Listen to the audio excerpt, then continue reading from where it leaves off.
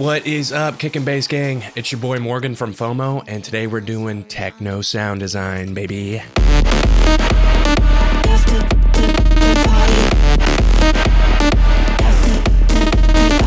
As always, you could download all these presets for free in the description, and if you want even more, we just released the Kick and Bass Hybrid Techno preset pack with 175 presets. Let's go. Kick and Bass is an online producer community with 7 other artist coaches just like myself that post weekly tutorials to help you build your skills as a music producer. On top of that, Kick and Bass has a 500 plus member Discord community where you can connect and collaborate with other producers, get track feedback, and stay connected with like-minded artists who share one common goal. Be the best artist you can be and inspire those around you. For more information, check out kick-bass.com. Link in the description below. All right, so we got 10 different sounds that we're gonna go over today. I'm just gonna demo them real quick. First up is the rolling bass. Then we got the rolling impact synth. A second version of the rolling synth. My personal fave. A stutter gated synth. Reese bass. Acid stab. Gated pad. The Rave stab. The noise hat. And finally, this energy booster. All right, first up, we got the rolling bass line. And for this, we have a sub oscillator just on sine wave, just to give us that low end sub. We have a saw wave straight down the middle, no unison. And then we have another saw wave with the fundamental cutout. So if you go to the wavetable editor in here, you could cut out the initial fundamental because we don't want the sub to be super wide. And when you add a lot of unison, as you can see, we have 9 voice of unison.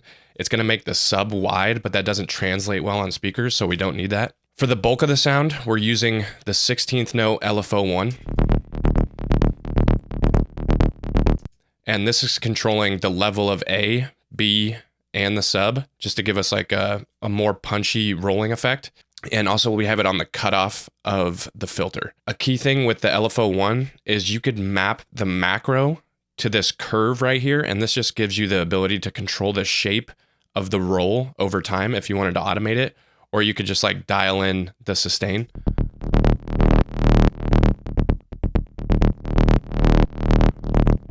Then for the other macros, we got the cutoff. So this is good for just like automating it up at like the end of a phrase. So if we listen,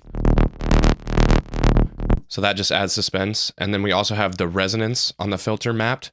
And this is just going to give you that like sort of acidy tone if you ever wanted it. And then lastly, we have this sizzle knob, which I'll show you guys in the effects. This is what's giving it that like tinny sound in the top end. Yeah, so essentially we got our clean sub, and then we got the grittiness of this saw, and then we have the width of this saw. And then we're just filtering in some of the top frequencies to give us that punchiness. So in the effects here, we got distortion, just tube distortion with a little bit of drive just to gel everything together and give it like a common color. And then we have this compressor on multiband mode. So if we take this off, so this is what brings out all the separate frequencies of the sound, and it just makes it sound more full. After that, we got this EQ, just cutting out some of the lows because we do have the sub oscillator that's going to give us our primary sub. And this is just set around 100. And then the last thing for this sound is going to be this sample and hold. So this is inside of the filter presets if you go to miscellaneous. And this is what's going to give you that tinny top end that's like super popular among all sorts of rolling basses. So if you put the cutoff all the way at the top, that's what's going to give you that sizzle on the top end, and it's just good to like give you a nice full bass line. And then I sort of just listen for like what tone I like the best. And then we have the macro 4 mapped to the mix just so we can control the amount of the sizzle. And that's going to do it for the rolling bass line. For the rolling synth, the first important part is going to be the MIDI. So as you can see, we have the rolling 32nd notes into 16 into 8th, and then a little bit of like of a different pattern over here. So essentially it's just going fast to slow, and that's what gives you that like sick impact effect. For the sound itself, we just have 2 oscillators going and then the noise oscillator. And for these, I like to use anything with just a lot of frequency information. That's usually the digital or spectral wavetables. So it's just going to give you a full sound so that it's nice and chunky, and then we could cut out the rest of the frequencies with a filter later on. So for these sort of sounds, you can literally just pick 2 wavetables and then just keep on switching them up until you find something that works. So it does help to set up the filtering first, just so you can listen to what the different wavetables are giving you. For the effects, the first thing we have is the compressor on multiband mode. So you could just click that right here. And this is just emulating what an OTT does, so without it. So whenever you turn this on multiband mode, it's just going to give you a fuller type of sound.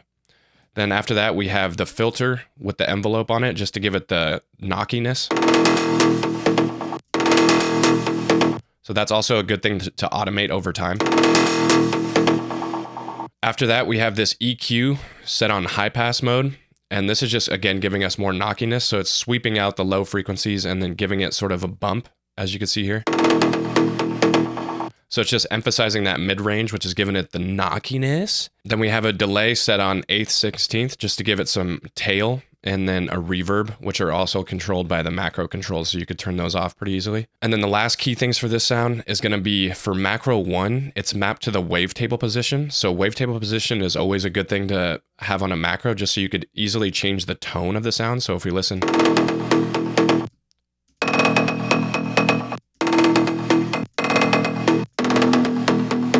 So that just gives you a way to switch up the sound super easily, so it like never really sounds the same. And then we also have macro 2, which is set to the cutoff in the effects.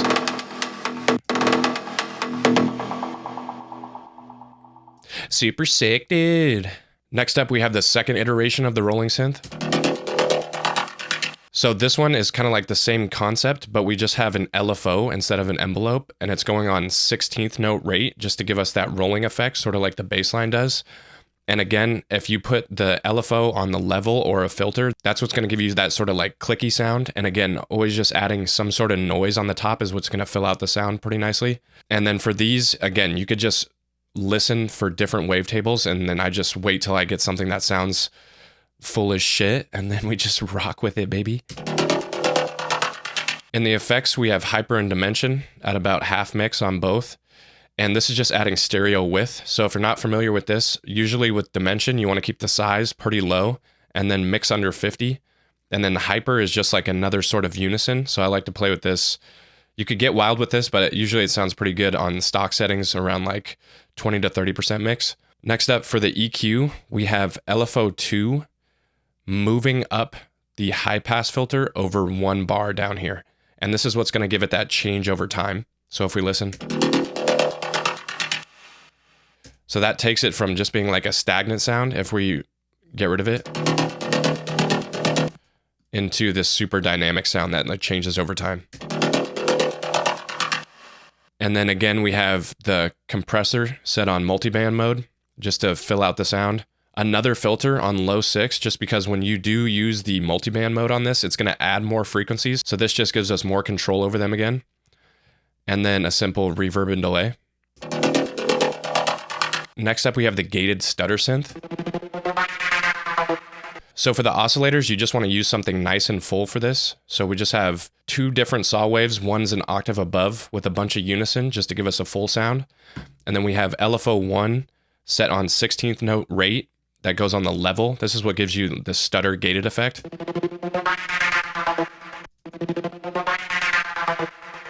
And then the key modulation in here is going to be LFO 2. So LFO 2 is mapped to the shape of LFO 1 right here. So it's going to open up this, as you could see, over a bar. So it comes up right here to open it up, just to give it like a dynamic feel.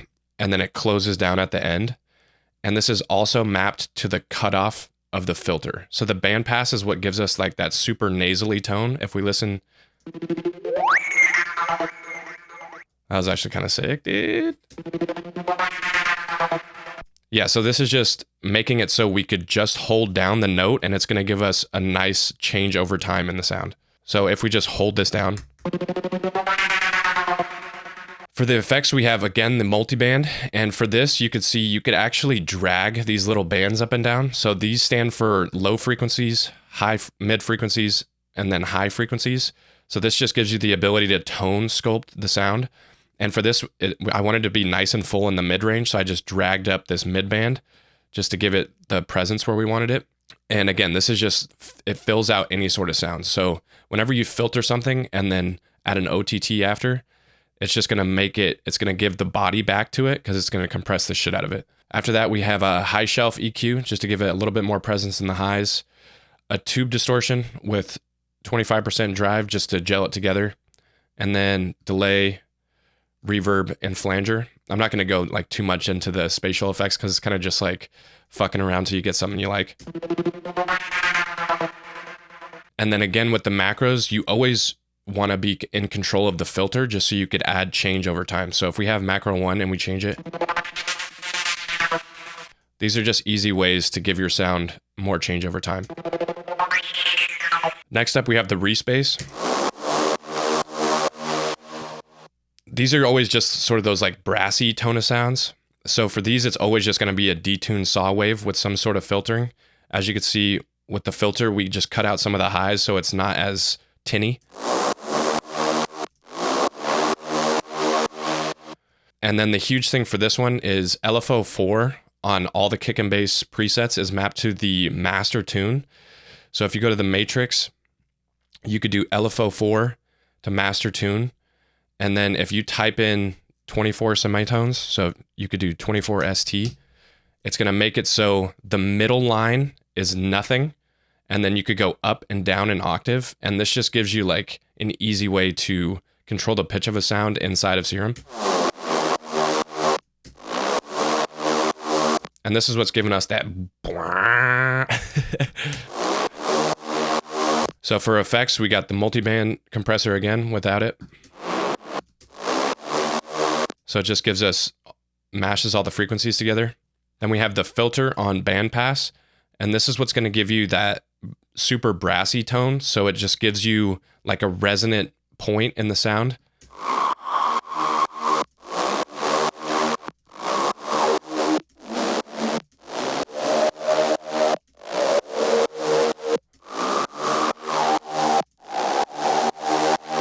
And then I have it at 50% mix just to make sure it's not like super resonant. Then we have hyper and dimension just to add width. So without it, super subtle, but it just makes it a lot wider. So again, low on the size, about halfway on the mix, and then just a little bit over here. Then we have the tube distortion.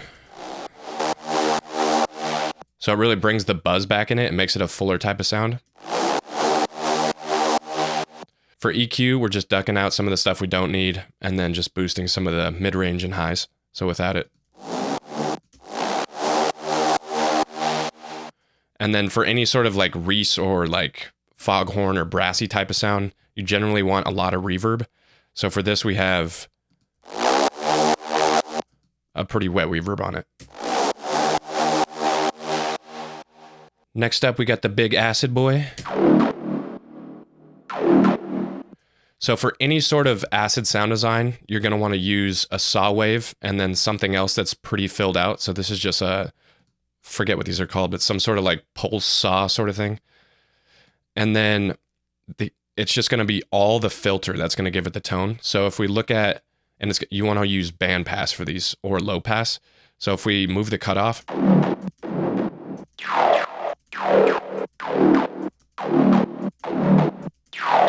so anytime you get an acid sort of sound, remember to check the cutoff because that's what's going to give you the complete control of the sound.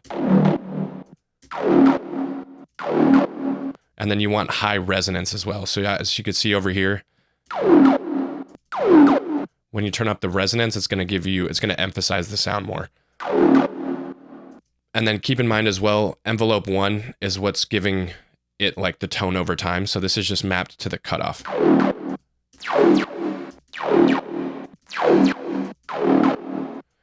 If we head over to the effects, we have the multiband compressor again, and this is just going to bring up all the frequencies after the filter. Then we have distortion, super smashed. So if we listen without it, it's almost fucking dog shit without it. But if you crank the distortion, it's going to bring out the tone. Then we have hyperdimension, which is actually not really on. Little bit of EQ just to get rid of some of the tinny top frequencies and then the low end. Chorus just for some stereo width. And then we have this delay, which is super important. So if we turn this off, so if you turn the feedback of a delay all the way down and then change the time to whatever you want, it's going to give you one hit of delay. And this is super useful for just getting like quick inspiration. So it's going to give you 2 hits of a sound without having to play 2 notes. So this way you could just use the preset and then just play 1 note and it's going to give you like a rhythmic inspiration. And then we have it set to around like 50% dry wet. So it gives you like bow bow. And then just a little bit of reverb as well. Next up, we have the gated saw.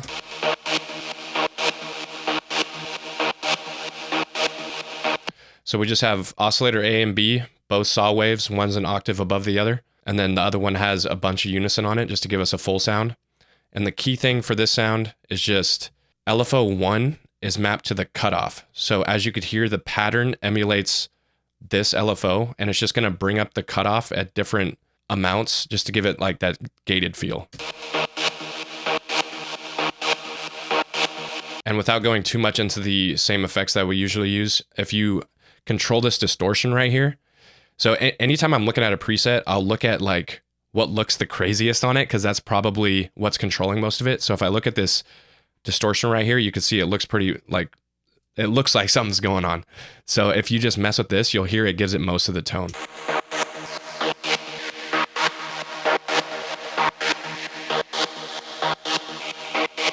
So the number one things that usually give any sound most of the tone is going to be distortion and or the filter. So just always look for those and sort of mess around with them until you can get it dialed in.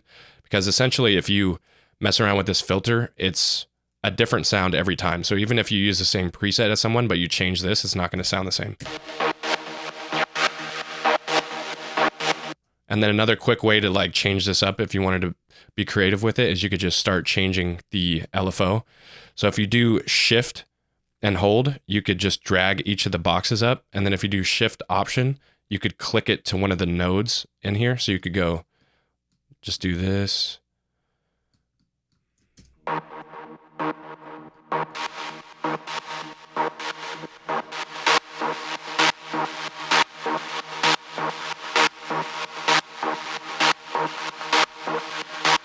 Yeah, and then you could just like endlessly mess around with it. And a couple other notes for the LFO is you could do start point here.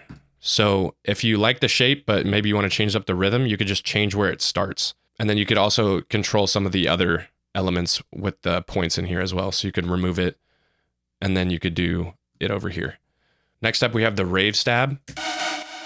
So for these sounds, it's usually some iteration of basic shapes with a shit ton of unison and detune. And then you're adding an interval with the semitones on here. So this would be the minor, 1, 2, 3, minor second or third, I forget. So it's either going to be 3, 5, or 7 on the B oscillator. So if we go 5, and then 7, and then some sort of octave change. So it's just emulating like a simple 2-note chord. It's like a power chord. So again, just a bunch of unison detune and then some sort of noise in the noise oscillator is just going to fill out the rest of the sound. And then for the effects, we have, again, the multiband compressor, EQ just to shape it, distortion just to gel it together. And then some sort of ping pong delay on these sort of sounds really just fills it out in the mix. So you could just play it on the downbeat and it gives you that nice impact. Next up, we have this hat noise. So it's always super helpful to have some sort of white noise happening in your song, whether it's like a sustained thing or like a hat sort of thing like this, just because white noise is every frequency in the frequency spectrum. So it just fills out your mix more than it could with like a sample. So if you use a sustained white noise in your drop, you'll find that it just fills everything out. Or for this, like you would layer this on top of a hat loop just to make it like 10 times as full. And the way that this one works is we just have LFO1 16th note just on the level of the noise. And then we have LFO2, which is mapped to the shape of LFO1. And you could just do that by dragging it over. So if you go LFO1, you could just drag the node down from whatever other LFO. And then LFO2, as you can see, is ramping up over a quarter note. So if we listen with the kick,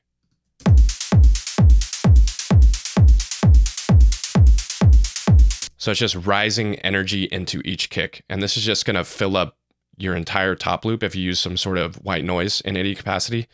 So super helpful to know this trick. And then an easy way to shape it is just gonna be with the EQ in here. So if we just pull this up,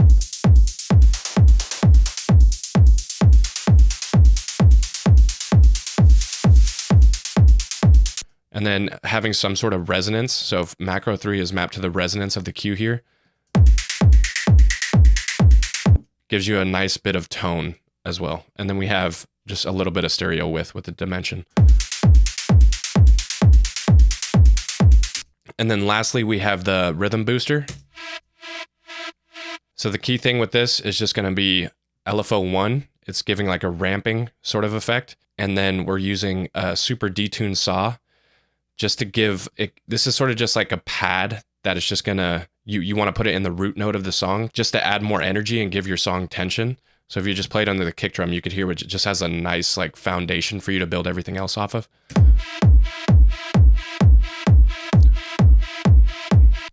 And then we have LFO1 also on a little bit of noise just to fill it out, opening the cutoff a bit just to let in more energy. And then we have a super wet reverb, compression, a little bit of distortion, and this high pass filter just to cut out the lows. All right, guys, that's gonna do it for the Techno sound design. If you guys want, we got 25 presets for free in the description. If you want to check out the rest of them, go over to kick-bass.store. Drop a comment, like, subscribe so we could get this shit to the moon, and see you guys in the next one. Peace.